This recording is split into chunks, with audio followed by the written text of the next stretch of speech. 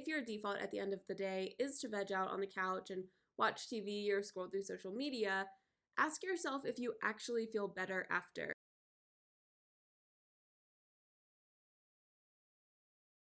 Hey everyone, welcome back to my channel. I hope you all had a great week. I had a really difficult week and a very frustrating week. It was just really overwhelming and I was really stressed out all week. I had a couple really bad days and breakdown days, and it was just a really trying week. But because I was so overwhelmed, I think I was more in tune with what made me feel not that way.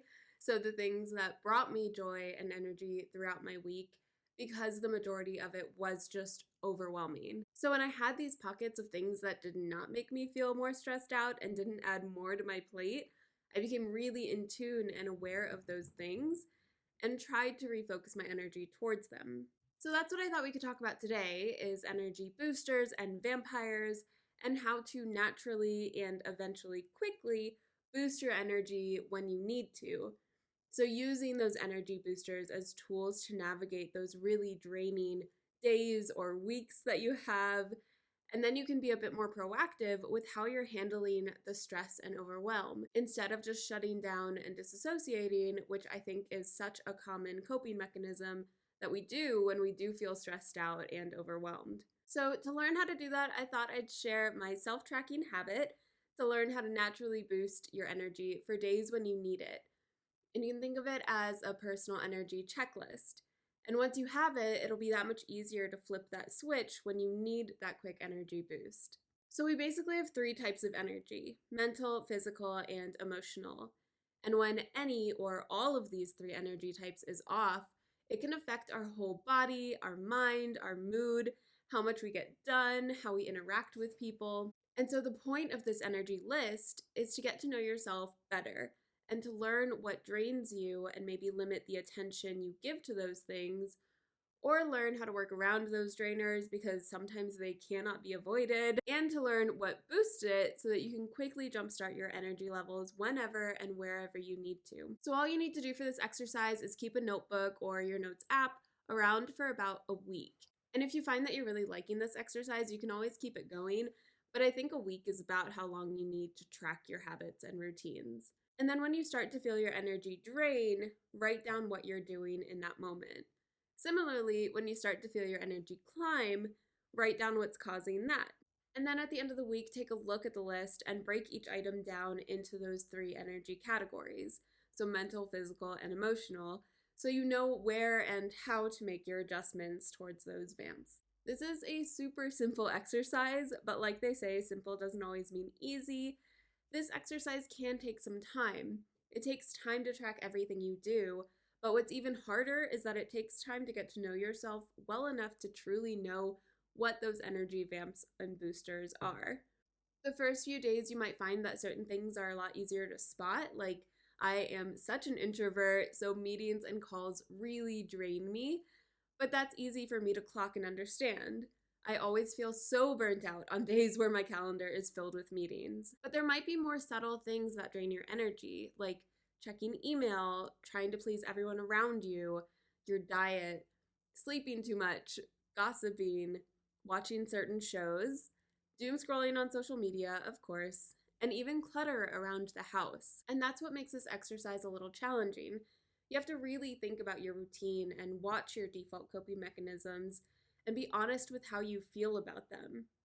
So if your default habit after a long, tiring day is to watch TV and zone out in front of a true crime show, but at the end of the night you find yourself feeling anxious or emotionally drained after watching it, then you may want to rethink that default habit. There's definitely been shows that I've gotten so invested in and would binge like crazy, but at the end of the night, when I go to bed, I'd feel anxious and get literal nightmares and feel really emotionally drained from it. So I made the choice to just stop watching those shows and switch to more positive shows.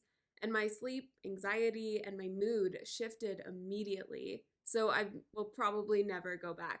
At the end of the week, when you look at that list that drains you, you might be surprised, especially as time goes on and you start to be more aware of the more subtle ways your energy drains. If your default at the end of the day is to veg out on the couch and watch TV or scroll through social media, ask yourself if you actually feel better after.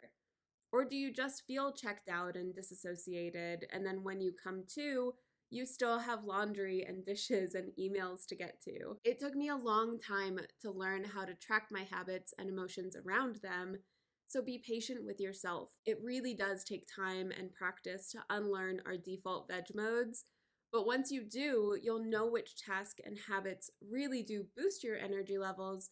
So when you are feeling down or tired or drained, you can look at that list and refocus your attention to one of your energy boosters and then continue on with your day once you feel revived. So I thought I'd give you some examples. Here are the things that I have learned drain and boost my energy. So my energy boosters are working on my YouTube channel. I do have a full-time job outside of this, so I still sit at a computer all day, every day. And by the end of it, I'm just so tired and mentally and sometimes emotionally drained. And so I used to default to just being away from my computer and not wanting to work or think about anything and just detaching completely. But I realized that working on my passion projects gives me so much more energy. And after like 15 minutes of doing research for a video or responding to y'all's comments, my mood and energy lifts so much. And I suddenly have my whole afternoon back when earlier I just wanted to check out or nap. Doing the dishes and cleaning up around the kitchen. And I know this one might sound crazy, but I think the reason this gives me energy is because it is such a menial task. Like, I can just put music on and I don't have to think. I just have this small task in front of me to work on, and that method of shutting down brings me way more energy than scrolling through my phone and shutting down that way. Certain music and shows. To show that this practice doesn't mean that you have to completely remove vegging out in front of the TV, there are definitely shows that give me more energy than drain me. Shows like Parks and Rec always inspire me and give me motivation with the idea that you can work hard and make a difference, a la Leslie Knope. And mainly 90s throwback music instantly raises my emotional and mental energy. And then the last one is doing Pilates every morning. So even when I'm dead tired, if I do have time in the morning, I try to do at least 15 minutes of Pilates or yoga. And even if I start the exercise super tired, by the end of it, I feel physically awake and ready for my day. And then my Energy Vamps meetings, like I said, hate them. Social media, unless I'm watching cooking videos. But if I find myself scrolling through social media, even for 15 minutes, by the time I snap out of it, I feel really mentally checked out and emotionally drained. Usually, if I saw something like triggering or even just seeing all those images of people with perfect lives when I'm having a bad day tends to just make me feel worse. And checking my emails. Lately, I've had such a long email list to get through, things I need to respond to or act on. But by the end of a long day, the last thing I need and want to do is go through those emails and give myself more action items. So, this vamp, for example, because I know that this task drains me, but I also know I have to do it, I try to check as many emails as I can in the morning. So, for me, the morning is where I have the most energy. So, because I've been able to track how this task makes me feel, I've learned how to still get it done, but in a way that doesn't overwhelm or drain me even more. And then clutter around the house. I get overwhelmed by clutter really easily. So, on long days or when my energy is already low, I mentally cannot deal with it, and it just makes my anxiety worse. But because I also know that about myself, on days where I do have higher energy, I try to tidy up in little spurts, like I mentioned with just quickly doing the dishes. I do it when I can to avoid a really big blowout later. So that's it. Like I said, it's super simple, but it does take time and patience. But once you get to know yourself and know your draining and boosting habits, then you'll be able to refocus your tired energy on a booster rather than on a default accidental energy vamp.